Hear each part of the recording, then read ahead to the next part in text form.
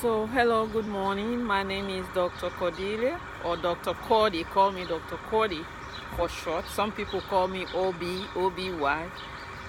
Dr. OB is fine too. But this video today, I'm going to start making videos to let you know what is going on here in the United States where I live, regarding old international medical graduates who want to practice in the United States. That's what I'm trying to, this video is directed purposely to anybody who wants to, learn the secrets of what I think works for people like me, old graduates, international old graduates. Then this video might help you. See, I came here many years ago and I never paid attention to taking these boards. And then I said, wait a minute, time is running out. It's like I'm never going to practice again. What's going on? So then I decided, I have to go back. And I find out that it's not the same for everybody. See, when you graduated many years ago, you really lost touch. If it comes to practicing in the United States, you have to be current. You have to know everything and be current. And the whole idea is this, the way they work here is this. Most of the people here, the system in America, in short, let's go that way, the system here is different. For a doctor to practice here, first of all, you have to train locally, first in an undergrad school. Then the undergrad, you might study anything, any single honor like physiology, biochemistry, any of these. You can just specialize in that. You become a biochemist or do physiology or physics or math or engineering or any of these subjects. You have to have that first degree first, and it has to be done in the United States. If you come from abroad, they're not going to accept you in the medical school. So after you finish that, then you get into medical school, which will take you about 4 years. It's very competitive. You have to take the test to get in. When you get into medical school, the first year and second year, they do the basic sciences, just like any other medical school in the world. And then the last 2 years, you do the clinicals where you work in the hospitals. But after you do all this and graduate, and pass all these USMLE Step 1 and 2 even, you still cannot go and just practice. That's strange. You can't do it here in the United States. You have to go back for residency and specialize. So all the doctors that practice in the United States, they are specialists. They call them consultants in Nigeria, where I come from. You have to be finished residency before you get a license, or at least be in residency before you can get a license to practice here. And one thing also, doctors here don't man the hospital like we have, like in Nigeria and some parts of the world. The doctor is the head and all the nurses are under. No, United States is totally different. The nurses man hospitals. They are close to the patients. The doctors are visitors to the hospital. Okay, you are a visitor if you're a doctor in the United States to the hospital and to the patient's bedside, because you come and see the patient, your patient. Another doctor will come and see their patient. It might be your patient or the same patient you just saw, or somebody else. They don't stay in the hospital, they leave. They see the patient and they leave. The nurse stays there with the patient. So the nurses are in charge of hospital. They are the heads of all the units. And then they have other nurses around that they supervise. And then they have the nursing assistants. And that's the hierarchy they have here. So it's not like abroad where you are chief of the place. No. So how do I know? Because I went into nursing school here and I trained as a nurse. I have a registered nursing license as I speak to you right now. I just want to go back and take my medical boards and take this USMLE. But then I found out that I'm so old that what happened, like I have to go back. When I graduated, it's been a long, long time. And USMLE today is different from USMLE like 10 years ago or more years behind, because In those days, they could just ask you straight questions. What is this and that? Today, I think the questions are more, you have to know the connections of events that happen in a particular organ, tissue, or cell. You have to know. If you don't know that, you're not going to be able to take this test. And to know that, I think the best way to get that done is to go back to the basics. You go right back to the basics. You start from the start. For instance, if you have a patient that has weakness, like muscle weakness, you need to know what's going on in a muscle cell, right? You need to know what is going on. Why is there troponin in the person's lab tests? When does that troponin show up? If somebody has a heart attack, you need to know that, or you're not gonna pass this test. You need to know how myosin and actin work together. These are proteins that are in the muscle cell, how they work together to make a muscle contract or relax. What's the difference between skeletal muscle, smooth muscle, and the cardiac muscle? What are the difference in their chemical composition? What is going on in any of these muscles that is different from any other cell? You have to know that. This is what they are looking for. You have to know how a protein gets into the cell, or how a protein attaches to the cell and use second messengers in the cell to cause a change, transform the nucleus, the DNA in the nucleus, so that the protein produced is different from the protein that the person would have been producing. You have to know why this type of things, this is what they are looking for. And they love cycles like the TCA, tricarboxylic acid cycle.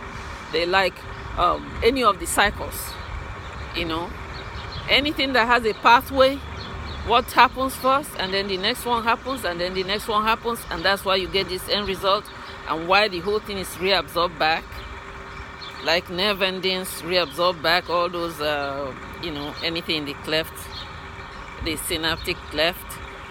How it is not, that is going to be reabsorbed, but how is the process done?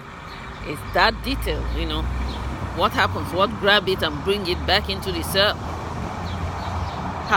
Which protein, how does that protein, if it's some kind of esterase, how does it break down something or build, you have to know all that details. That's what I found out in this test. That's why I decided I'm gonna start from the basics.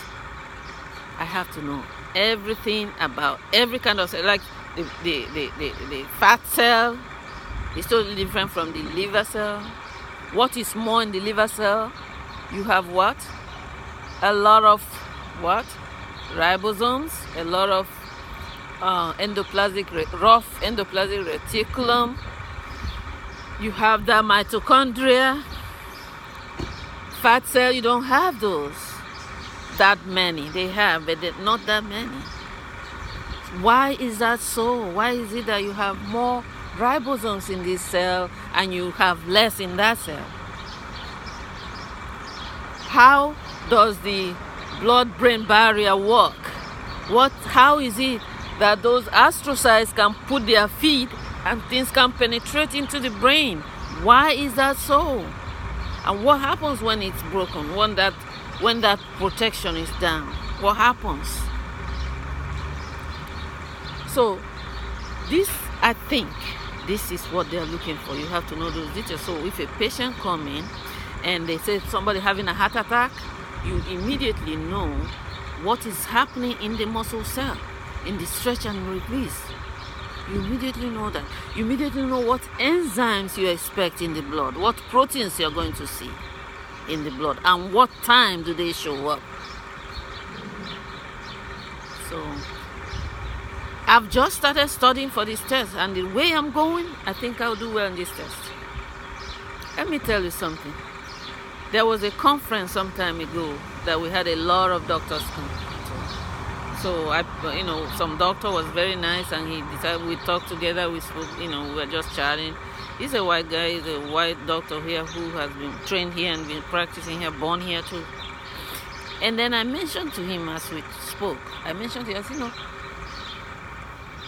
to go back and take my medical boards, and so that I can leave this nursing. And I love nursing though. I really love nursing. It's really a very nice profession. But I said, I want to go back and practice medicine, and so I want to take this test. He goes, you never practice. You never do it. You can never do it. So I said to him, why not? He said, all I know, you won't be able to. I don't believe in that. I don't believe in that. So if you put your heart to it, like I'm doing right now, you will pass. And you'll be able to do it. You'll be able to practice. My goal today is that I have a very high score in my test. That's why I don't want to rush and go take it fail. No. I'm going to prepare very well. When I'm very ready to take this test, then I'll go and take the test. And I know that I'll pass. I don't want to just pass. I want to have one of the highest they've ever seen. So if I can get a very high score, they will kneel on their knees and beg me to work for them. United States is not easy to just come here and do stuff. Like I've just explained to you the process before you get into medical school here. You have to have a degree first here in the country. Then you come in and do your medical school for 4 years. After which you cannot still practice. It's not like Africa or any of these countries where you just get your first degree, then you're a doctor. No, here you're not allowed. You can't get a license. After you taking your USMLE and pass it during this process, then you are permitted to go and register and do your residency. It's only after your residency, your specialist, that you get your license. But some of the some departments, like some of these, like some courses like pediatrics, I don't know which one, but some of them will allow you while you are in residency to get a license. Most will not. To get your license, of course, you have to take step 3 USMLE to get that. But you must be in a residency program, maybe halfway before even you can take the test. So it's not easy to practice in the United States. So it's like you spend like how many years? 12 years to be able to come out and practice like an ordinary doctor in anywhere else in the world will. Just after first degree they are practicing. Here it's not so. And remember, you are not, like I said, you are a visitor to the hospital, okay? The nurses man the hospital. And since the nurses man these people are highly educated. The nurses in the United States, most of them, not all of them, but most of them have 1 or 2 other degrees before they got into nursing school. My best friend, when I was in nursing school here, because I went to nursing school here in the United States, I did medicine in Russia, Moscow. I went to school in Moscow, Russia. That's where I went to medical school. But here I did nursing here in Virginia, here in the United States. And in my class, my best friend is a white girl, white woman. She was a chemist, like she did chemistry in the university. Had her degree, did masters in chemistry, and I think she was about to get into PhD, or she already started PhD when she got the admission for nursing school, and then she switched and did nursing. So these are the kind of people you see even in nursing school here in the United States. For nursing, you can get in with high school, but you're going to have a hard time. So if somebody say, oh, I can go in high school, yeah, you can get admission, but it's very difficult, first of all, to even get admission, because they give preference to those people who have more paperwork to show, papers. So if you have people like this who are chemists and all that, they'll be accepted before you with high school. So high schoolers do get into nursing school, but most of them have hard time and they may never graduate. So these are the people, when you go to the hospital to see your patients, these are the people that are manning the hospital.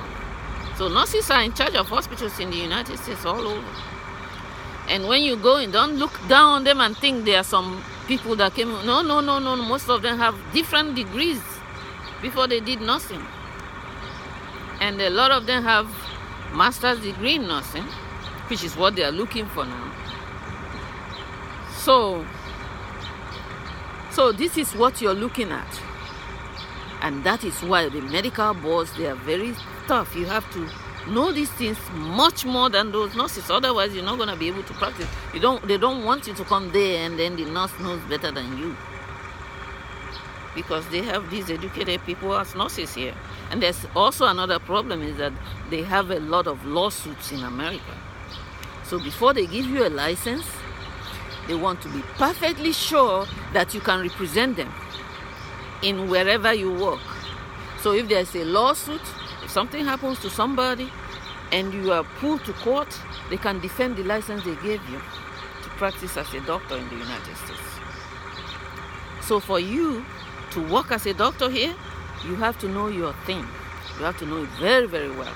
And the secret, I think, to knowing everything is to know the minutiae. That's how Russians say it, the littlest things that concerns every tissue, every organ, every cell in the body, how they work, chemical composition and how they work, all the way to the protein and what is, for instance, a bone cell, what's the difference between it and a muscle cell, or some fat cell, what's the difference between them, and how do they, what is in them, and how do those things work to produce the whole body. The body is a complex organ, or person. A person is very complex. But if you don't know these little things, it's going to be a hard thing. That's for me, as an old graduate. If I don't know all these little things, I don't think I'll ever pass this test. So that's where I've started. I just started studying. I started studying this June, last month. And so far, I've gone a lot. Most of the things I'm studying, I did in medical school. But a lot of things are new, like genetics. It's really so exploded. It's so big now. And luckily for me, I love genetics. But they do ask a lot of questions from genetics, I think. Because it's all linked to a lot of diseases. Okay, so DNA and all that, it's good to know. But I started last month, and I'm reading fast as I can go. I'm not going for the test until I'm very sure. And the way I think I'll be sure is to take the NBME and see where I'm ready to go test the test. That's only when I'll go. I will not go if NBME doesn't make me feel like I'm going to pass. I know that other books are good.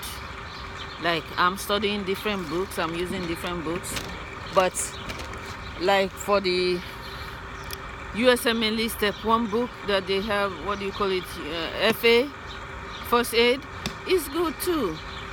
But I'm using that as just a template, like what I look at, and then I go and study that topic very well from a textbook.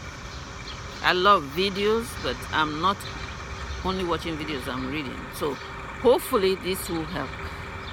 It's not easy for us old grads, but we can do it. If we put our heart to it, we can do it. And my goal today is to score so high that everybody will be begging me to come and work for them. That's my goal. I'm not listening to my friend who said you can never do it. No, I can do it if I put my heart to it and work hard. So I said I'm going to encourage other old grads like me so that we can get through this once and for all. So good luck. It's a good thing you decided to watch this video. I hope my video will help you. The next videos I'm going to make is to show you how I'm progressing, what books I'm using, or at least maybe explain some topics also that might be difficult for other people to understand. So I might post, as I read something and I know it very well, I can try to teach it to other people. So that's my plan. I don't know if I can do it, but that's my goal. But pass this exam, I will. And that's where I am. And I think you can pass too. If you only put your heart to it, you will be able to pass. And I wish you good luck. Be strong. Don't give up. It's not impossible. It doesn't matter whether you're old or not. It's only a number. Age is a number. If you put it in your head, then it will discourage you. Don't think about it like that. Even if you graduated 50 years ago and you still want to take this test, you can. All you need to do is to study for it, because the young ones, the new training they have now is a lot different from ours. It's a lot more in depth today than it was when I graduated. It was in depth too, but they didn't hold you to it. Today they hold you to it. Everything they hold you to it. You must know the molecular level of every reaction in the body. And I think they are very interested in pathways. So I'm going to zero in on all the pathways that they are expecting us to know. So anyway, as we go, I'll let you know what's going on, what I'm doing, and if I'm successful, we rejoice together. Hopefully you join me and be successful too at the same time, so we can celebrate together. So talk to you soon, okay? God bless you, and be strong, never give up. Talk to you soon. Bye.